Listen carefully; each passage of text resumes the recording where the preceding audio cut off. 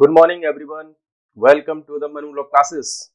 In the session of daily news analysis, today is 28th of February 2024. You are watching with Naresh Sharma. We are going to first of all revise previous day sessions with the help of MCQs. So first of all, let's revise the previous day session. पहला question है आपके लिए जो challenge ये है कि आप मेरे से पहले आपको आंसर करना है। आपकी स्क्रीन पे आपको क्वेश्चन दिखता भी है, आप फटाफट से क्वेश्चन को रीड कीजिए और फटाफट रिप्लाई करते जाइए कमेंट बॉक्स में। चलिए स्टार्ट कर देते हैं। Which one of the festival is known as women's Sabarimala? किस फेस्टिवल को महिलाओं का शबरीमाला कहा जाता है? आपको पता होगा कि साउथ इंडिया में एक टेम्पल है शबरीमाला, वहां पर कुछ एज ग्रुप की महिलाओं का जाना अलाउ नहीं है, बट ये ऐसा फेस्टिवल है यहाँ पर आपको चारों तरफ केवल वुमेन ही नजर आएंगी। ठीक है, तो बता दीजिए। जबकि ये जो फेस्टिवल है सिंबलाइज करता है strength and power of women. Last session में हमने इसको डिस्कस किया था।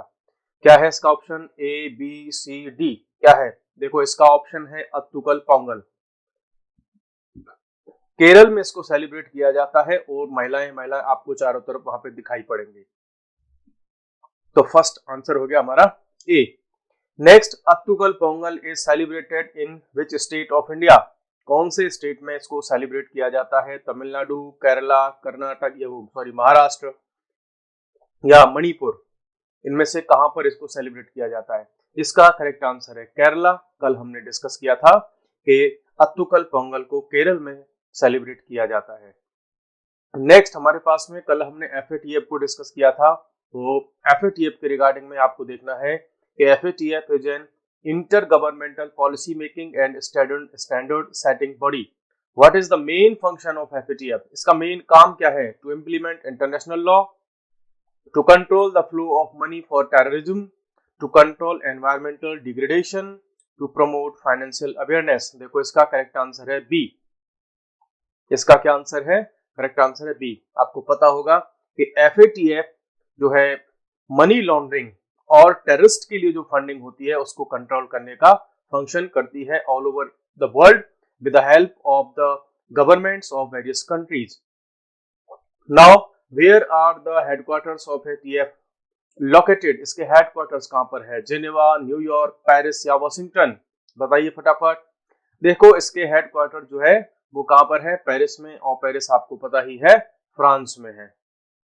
क्वेश्चन नंबर 5 पर चलते हैं। Which are the list of FATF used to control the money laundering? के लिए आपको पता है कि FATF दो लिस्ट निकालती है ना, एक और दो। टू लिस्ट जो है इसकी होती है जिसमें किसी कंट्री को ये लिस्ट में डाल देती है। कौन कौन सी लिस्ट है? Black list, white list, grey list या white list, grey list and black list, red list और ब्लैक लिस्ट। इसका करेक्ट आंसर है ग्रे लिस्ट और ब्लैक लिस्ट।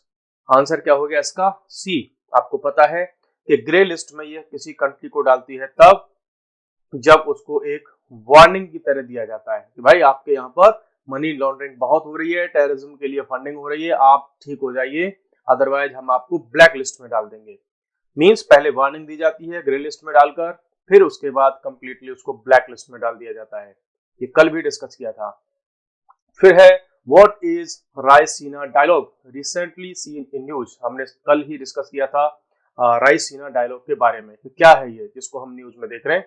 इंटरनेशनल ट्रीटी है बिटवीन 102 कंट्रीज, या a conference organized by the government of India, या an international language used to communicate in foreign affairs, या none of the above. तो correct answer is B, because आपको पता है कि government of India इसको organize करवाती है, मिनिस्ट्री ऑफ एक्सटर्नल अफेयर्स, और साथ में होता है ऑब्जर्वर रिसर्च फाउंडेशन।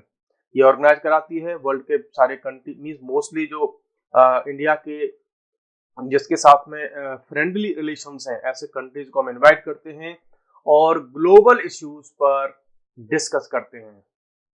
तो दैट इज रायसीना डायलॉग। अभी रिसेंटली दिल्ली में हुआ है, ये कंप्लीट हुआ है 23 ऑफ फेब के आसपास में। Raisina dialogue was started in which year? कब स्टार्ट हुआ था? 21, 23, 2016 या 2019? फटाफट से रिप्लाई करो। इसका करेक्ट आंसर है 2016। 2016 में स्टार्ट हुआ था आपका रायसीना डायलॉग। ठीक है, तो ये आंसर भी हमारा करेक्ट हो गया।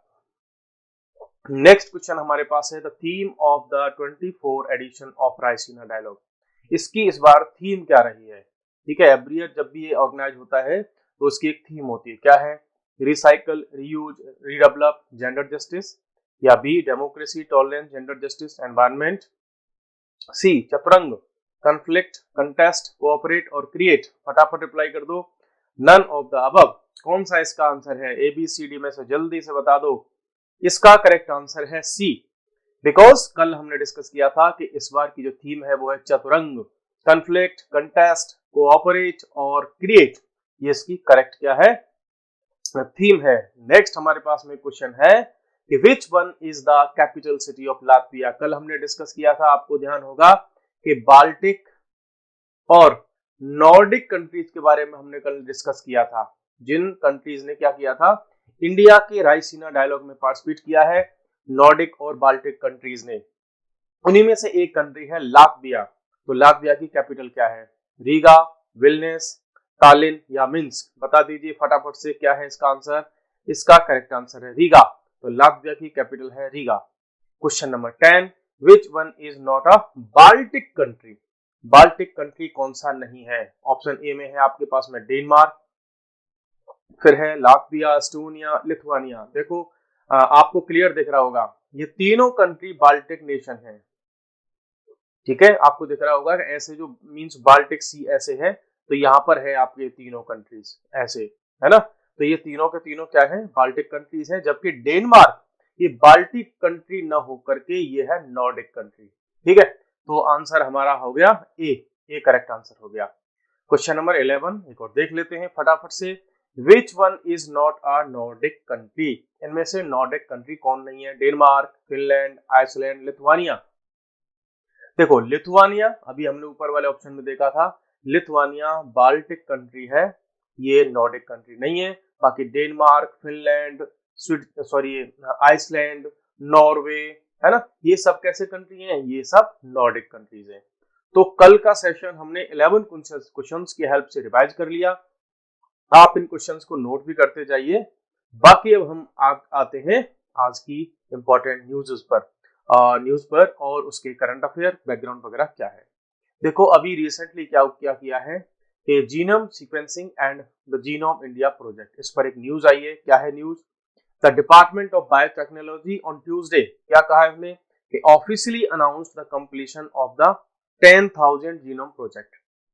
हमारा जो 10,000 जीनोम प्रोजेक्ट था वो कंप्लीट हो गया है।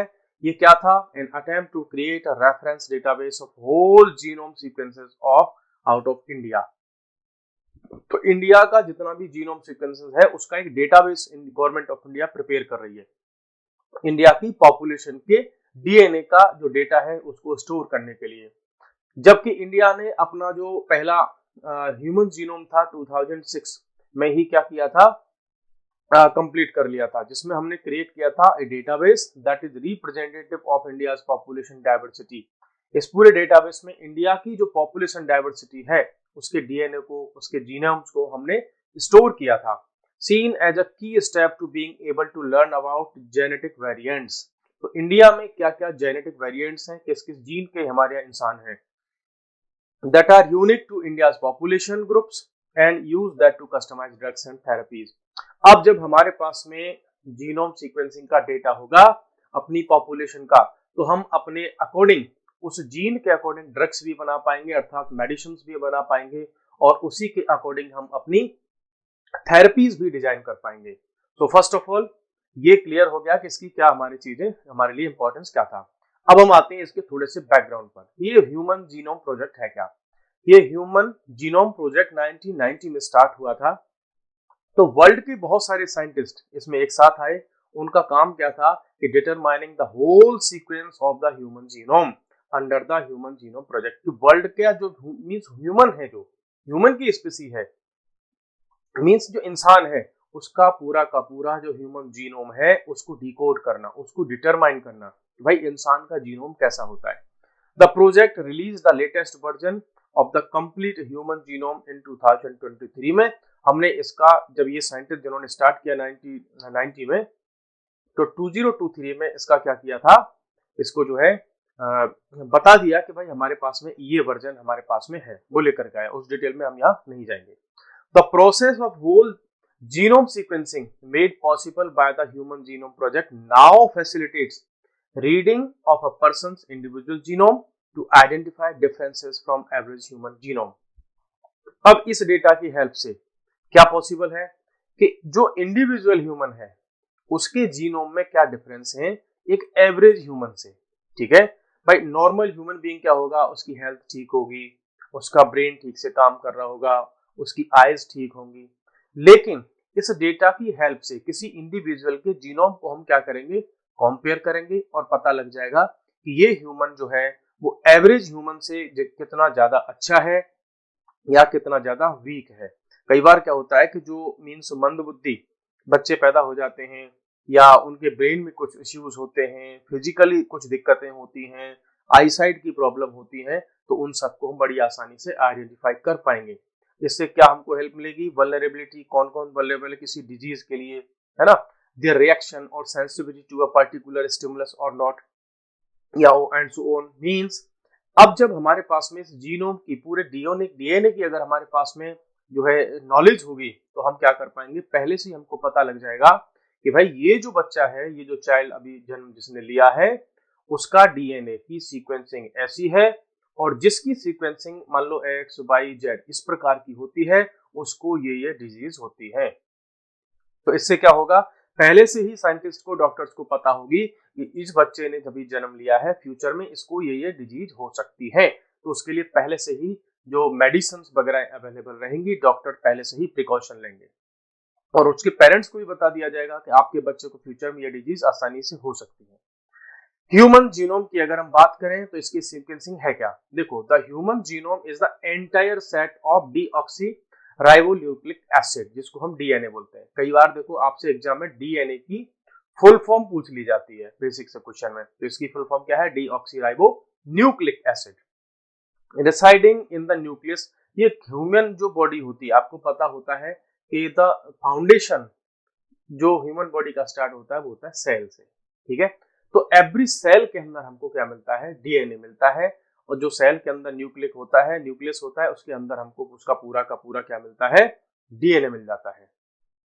और इसी डीएनए में इट कैरीज, ये जो डीएनए होता है कैरीज कंप्लीट जेनेटिक इंफॉर्मेशन, उसकी पूरी कंप्लीट उसकी क्या होती है, जेनेटिक इंफॉर्मेशन होती है, जो कि रिस्पॉन्सिबल होती है for the development and functioning of the organism.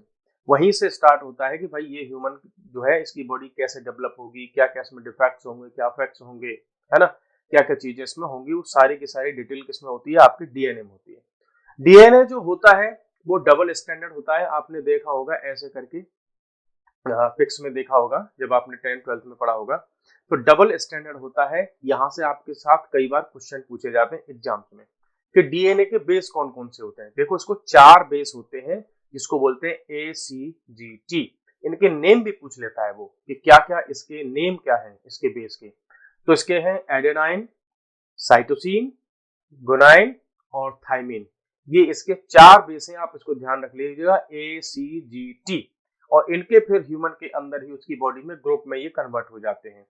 जब उन ग्रुप्स में कुछ डिफरेंस होता है उसी से पता लगा लेते हैं हम कि ये ह्यूमन वो नहीं है। जैसे कई बार क्राइम सीन पर होता है ना, तो क्राइम सीन को कई बार जब उसका डीएनए चेकअप करवाया जाता है, डीएनए से उसके मैचिंग करवा लेते हैं, तो इन्हीं बेसिस के बेसिस पर, मींस ये जो बेसिस हैं, हर एक ह्यूमन में एक सीक्वेंस तो होगा, लेकिन जितने भी ह्यूमन बीइंग हैं उन सब के इस बेसिस के सीक्वेंस में, ठीक है, उनके ऑर्डर में क्या होगा, एक डिफरेंस होगा।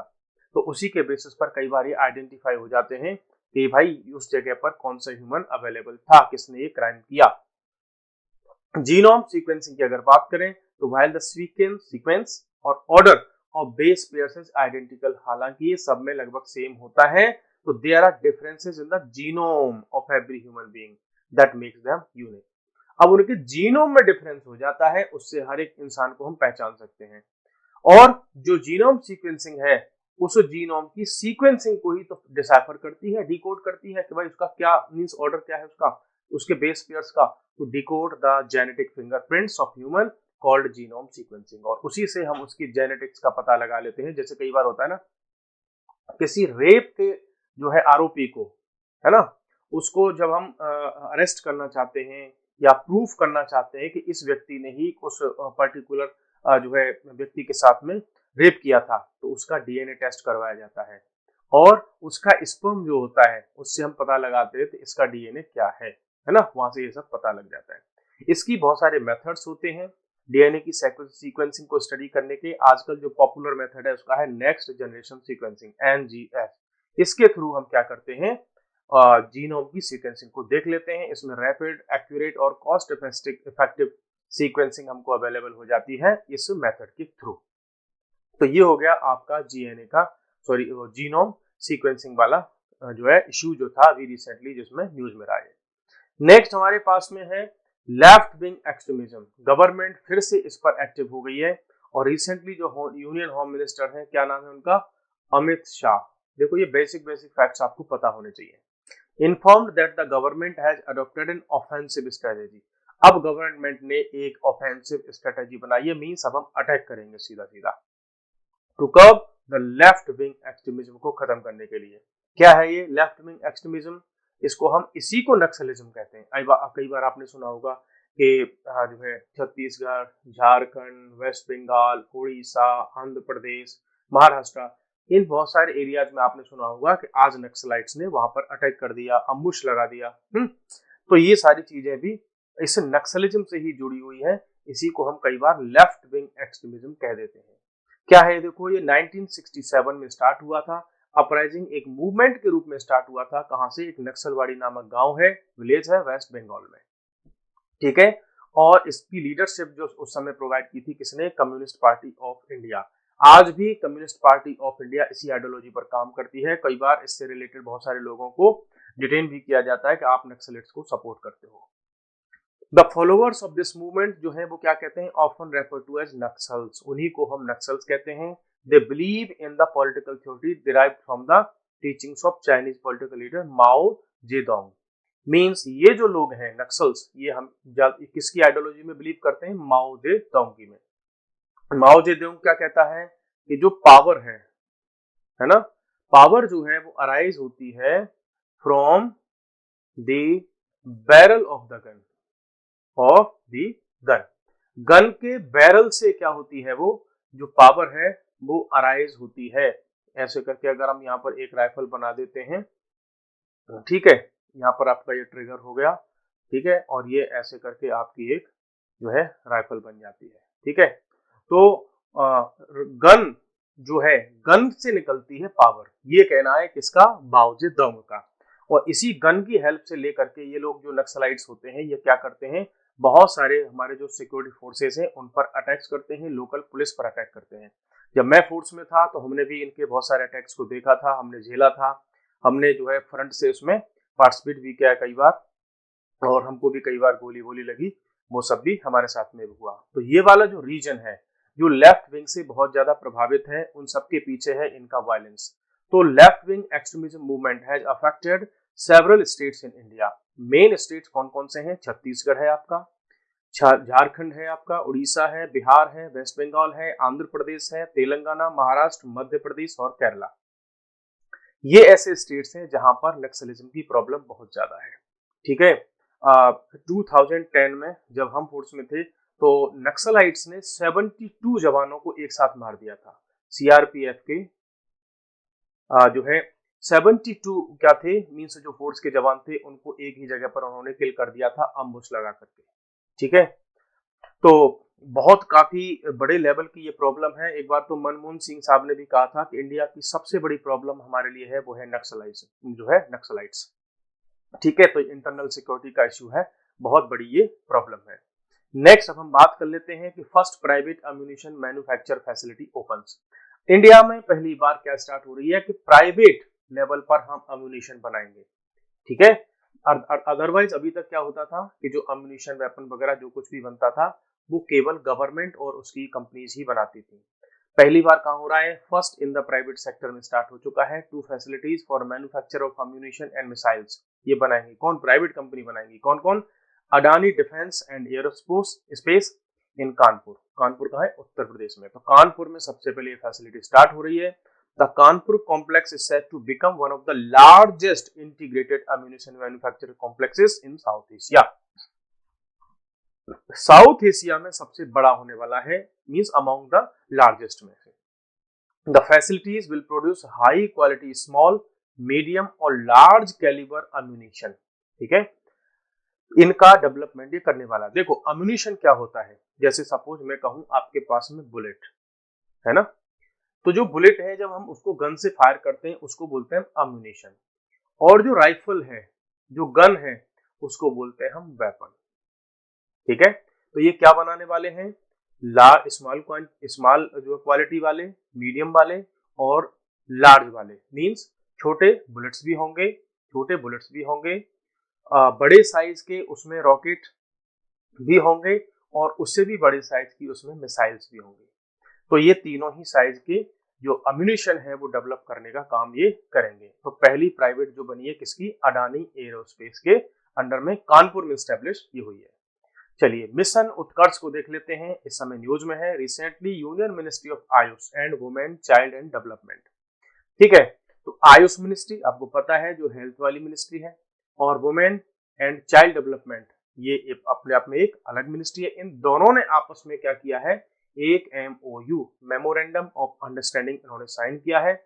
ये काम क्या करना चाहते हैं, इस उत्कर्ष मिशन के थ्रू काम करना चाहते हैं न्यूट्रिशन अमंग एडोलसेंट गर्ल्स।